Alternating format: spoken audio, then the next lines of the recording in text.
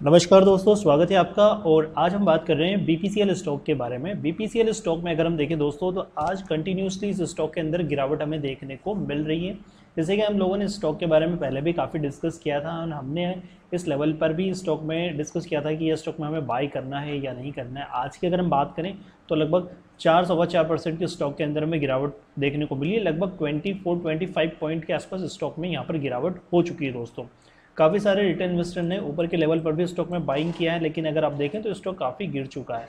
And यहाँ पर देखें तो आप देखेंगे बीपीसीएल स्टॉक, एचपीसीएल स्टॉक और IOC stock, Indian oil corporation, और बीपीसीएल देखेंगे तो भारत पेट्रोलियम कॉरपोरेशन, इन स्टॉक्स में गिरावट हो चुकी है। देख सकते हैं काफ़ी गिरावट हुई है। और यहाँ पर अगर हम देखें तो ये आर्टिकल पे भी देख सकते हैं, यहाँ पर लगभग आप देखेंगे तो इन स्टॉक्स में यहाँ पर गिरावट हुई है। लगभग ये अपने 52 वीक हाई से 25% स्टॉक गिर चुके हैं। वहीं अगर हम बीपीसीएल की बात करें तो ये स्टॉक में भी गिरावट हो चुकी है। तो क्या अब हमें स्टॉक में बाई करना चाहिए या नहीं करना चाहिए, सब कुछ हम लोग डिस्कस करते हैं। वीडियो में आगे बढ़ने से पहले अगर आप चैनल पर पहली बार विजिट कर रहे हैं तो चैनल को लाइक कर दीजिए, सब्सक्राइब कर दीजिए, साथ ही साथ बेल आइकन को भी प्रेस कर दीजिए दोस्तों।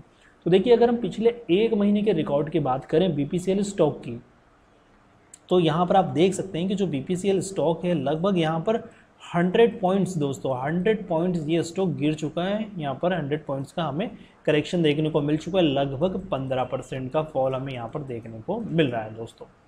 तो अभी देखेंगे अगर हम इसका 52 वीक हाई अगर देखें यहाँ पर, तो आप देख सकते हैं ये स्टॉक ने 687 का हाई बनाया और वहाँ से अगर आप देखें तो 558, आप देख सकते हैं 687 माइनस 558, लगभग 129 रुपये ये स्टॉक अभी तक गिर चुका है दोस्तों अपने वीक के हाई से। और लो की बात करें तो 327 का ये लो है। काफ़ी अच्छी रैली हमें देखने को मिली थी फरवरी मार्च के आसपास। अगर आप देखेंगे तो फरवरी मंथ में अच्छी खासी रैली हमें देखने को मिली थी दिसंबर से ही दोस्तों। और यहाँ पर आप देखेंगे तो मार्च में यहाँ पर स्टॉक में करेक्शन हमें देखने को मिल रहा है। देख सकते हैं हमने पहले भी डिस्कस किया था और हमने यहाँ पर लेवल्स भी ड्रॉ किए थे दोस्तों कि किस तरह से ये स्टॉक में हमारा जो एंगल बन रहा था दोस्तों, कि इस एंगल पे अगर ये स्टॉक ब्रेकडाउन होता है तो फिर स्टॉक नीचे की तरफ है। और अभी भी ये स्टॉक यहाँ पर आप देखेंगे तो लगभग हमारे जो लेवल्स निकल कर आ रहे हैं 550 का लेवल है दोस्तों। उसके बाद आप यहाँ पर नीचे देख सकते हैं डेली टाइम फ्रेम पर अगर आप देखेंगे तो यहाँ पर ये गैप अप ओपनिंग है। तो कहीं ना कहीं ये स्टॉक हमें आने वाले टाइम में ये 500 का लेवल भी ये स्टॉक में दिखा सकता है। बट अभी एट प्रेजेंट में हमारा जो मेजर सपोर्ट है 550 रुपीज़ के आसपास ये लेवल हमारा यहाँ पर बन रहा है दोस्तों। तो थोड़ा सा अलर्ट होकर स्टॉक में एंट्री करिएगा दोस्तों, क्योंकि अगर आप इसका एक लॉट भी बाई कर लेते हैं, कॉल या स्टॉक ऑप्शन में काम करते हैं, तो इसका लॉट काफ़ी बड़ा होता है दोस्तों। और अगर आप बड़े लॉट में अगर काम करते हैं, अगर आपके ट्रेंड के अगेंस्ट स्टॉक चला जाता है, तो यहाँ पर आप देखेंगे कि इसका जो लॉट साइज़ है दोस्तों वो लगभग आप देखेंगे 1800 क्वांटिटी का लॉट साइज़ है, जो कि काफ़ी बड़ा है। अगर आपके ट्रेंड के अगेंस्ट जाता है तो एक पॉइंट पर आपको 1800 रुपये का लॉस स्टॉक में देखने को मिल सकता है। और अगर आप स्टॉक में ही काम कर रहे हैं, पर्टिकुलर इक्विटी स्टॉक में, तो भी आप सोच समझ कर स्टॉक में एंट्री करिए, क्योंकि यहाँ पर इंडिकेटर आप देखेंगे वोटेक्स इंडिकेटर निगेटिव दिखा रहा है, यहाँ पर निगेटिव साइन है। सो स्टॉक में हमें और भी गिरावट देखने को मिल सकती है। साथ में अगर आप MACD यूज़ करते हैं, मूविंग एवरेजेस यूज़ करते हैं, जो प्राइस एक्शन आप जो भी आपके मल्टीपल इंडिकेटर को फॉलो करके आप चेक करिए दोस्तों, क्योंकि स्टॉक में कहीं ना कहीं बहुत बड़ी करेक्शन हमें देखने को मिल चुकी है ऑलमोस्ट। अभी ये स्टॉक में हमें कहीं ना कहीं एक बाउंस बैक भी ये स्टॉक दिखा सकता है। अगर आप यहाँ पर देखेंगे कुछ इस तरह से, अगर आपका ट्रेंड लाइन भी अगर आप ड्रॉ करेंगे दोस्तों, तो कहीं ना कहीं आप देखेंगे कुछ इस तरह से आप ये लाइन मार्क कर सकते हैं, जिसमें ये स्टॉक आपको एक बाउंस बैक दिखाते हुए यहाँ पर मिल सकता है। अभी हम लोग वीकली टाइम फ्रेम एक बार चेक कर लेते हैं। देखिए, मैंने आपके सामने ये वीकली टाइम फ्रेम यहाँ पर स्लाइड किया है।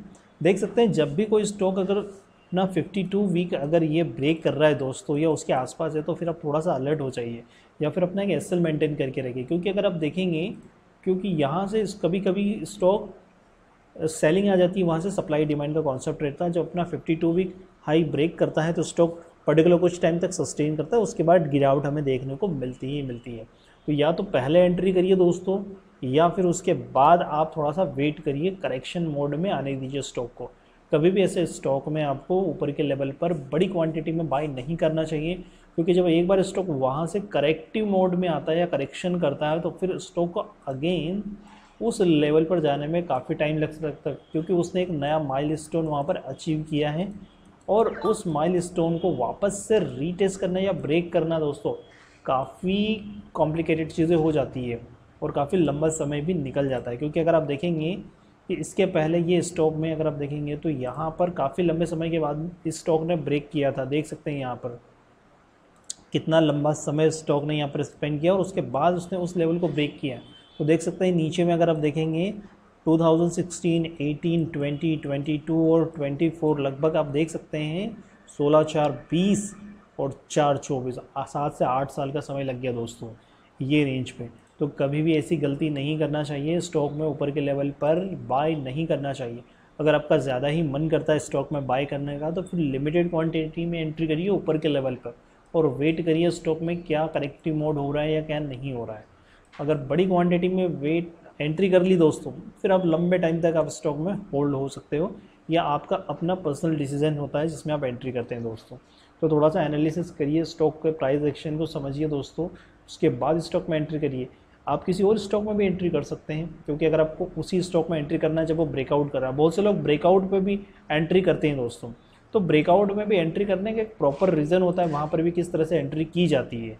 फॉर एग्जांपल मान लीजिए यहाँ पर देख सकते हैं, देखिए जैसे कि एक रेंज में स्टॉक अगर जा रहा है तो स्टॉक को कंसोलिडेट होना पड़ता है। जब स्टॉक कंसोलिडेट करता है, कंसोलिडेट होने के बाद में अगर मान लीजिए ये एक रेड कैंडल फॉर्म हुआ है यहाँ पर, तो उसके बाद अगर आप देखेंगे ग्रीन कैंडल भी फॉर्म हुआ है वहाँ पर, अगेन फिर रेड कैंडल फॉर्म हुआ है, तो यहाँ पर प्रीवियस कैंडल अगर आप देखेंगे तो इसका या इस कैंडल का लो मार्क कर लिया जाता है और स्टॉक के वहाँ पर एंट्री की जाती है, क्योंकि अपना एसएल ऑलरेडी डिसाइड हो चुका है दोस्तों। अब स्टॉक में एंट्री कर ली जाती है लोगों के द्वारा जो लोग ब्रेकआउट पे भी ट्रेडिंग करते हैं। फिर स्टॉक में एक अच्छा पुल बैक मिलता है और इस रेंज को ब्रेक करता है। जब इस रेंज को ब्रेक करता है दोस्तों तो फिर स्टॉक जो है ऊपर की तरफ जाता है। ऊपर की तरफ जाने के बाद में देख सकते हैं ये एक हाई बनाया। अब किसी ने यहाँ पर अगर बाय किया होगा तो यहाँ पर एंट्री एग्जिट नहीं किया, उसने वेट किया कि ये स्टॉक में मे भी शायद बड़ा एक और मूव आ सकता है, लेकिन वहाँ पर नेक्स्ट स्टेप देखेंगे तो रेड कैंडल फॉर्म हो चुका है। रेड कैंडल फॉर्म होने के बाद में अगर आप देखेंगे तो अगेन एक कैंडल छोटा कैंडल बन चुका है। या तो वो अपनी यहाँ पर क्वांटिटी एग्जिट कर देगा सारी, या फिर अगर देखेंगे तो नियर अबाउट ये यहाँ पर भी एंट्री एग्जिट हो चुकी है, क्योंकि एंट्री यहाँ पर की है और यहाँ पर बड़ा रेड कैंडल फॉर्म हो चुका है।